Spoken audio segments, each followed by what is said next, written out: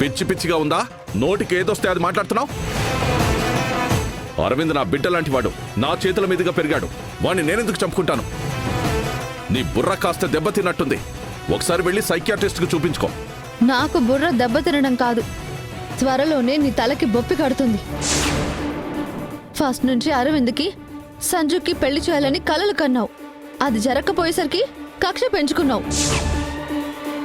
నీ కూతురికి దక్కని మనిషి నాకు దక్కకూడదు అని స్కెచ్ వేసి చంపావని, తప్పంతా నీదేనని క్లియర్గా అర్థం అవుతుంది. ఇంకొక మాట నీ నోట్ నుంచి వస్తే నేనేం చేస్తానో నాకే తెలీదు. ఇంతకు ముందు నీ పెద్దరికానికి గౌరవం ఇచ్చాను, నువ్వేమన్నా ఊరుకున్నాను.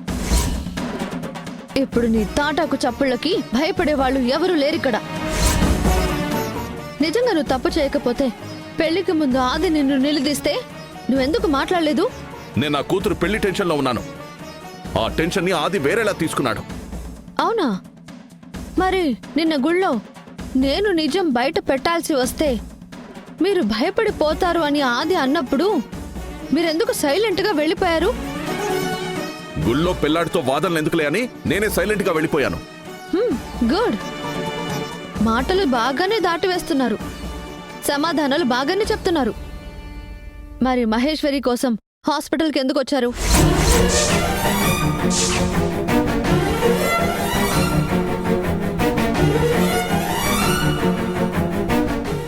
అసలు మహేశ్వరితో నాకేంటి సంబంధం?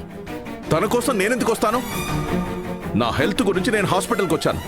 వేరే లాజిక్కులు చెప్పి ఇప్పుడు తప్పించుకున్నా మహేశ్వరి నోరు విప్పి నీ గురించి నిజం చెప్పిన మరుక్షణం ఈ పవిత్ర నుంచి అప్పుడు మాత్రం నువ్వు తప్పించుకోలేవు. బ్రతికుండగానే నరకం అంటే ఏంటో చూస్తావు. ఏంటి ఈ రాజశేఖర్తోనే ఛాలెంజ్ చేస్తున్నావా? ఎస్, ఛాలెంజ్ చేస్తున్నాను. అంతేకాదు, ఈలోగా మహేశ్వరికి ఏదైనా హాని తలపెట్టాలని చూసినా, నా ఫ్యామిలీ జోలికి వచ్చినా, ఏమైనా చెడు ఆలోచనలు చేసినా నువ్వు వేరే పవిత్రని చూస్తావు. అది నువ్వు తట్టుకోలేవు.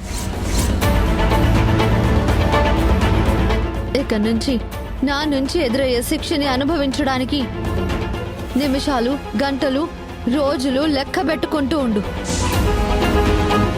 ఇక ప్రతి క్షణం నీకు నరకమే.